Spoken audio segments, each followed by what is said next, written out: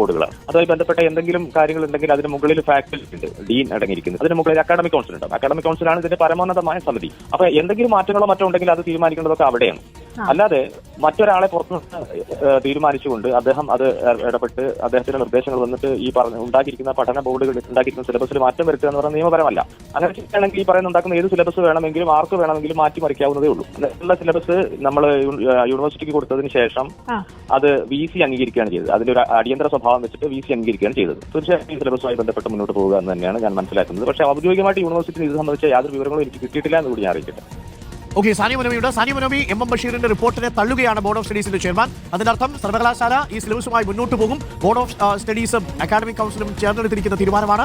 ആ തീരുമാനത്തെ പുറത്തുനിന്നുള്ള ഒരാൾക്ക് തിരുത്താൻ കഴിയില്ല എന്നാണ് board of studies chairman doctor Ajith പറയുന്നത്.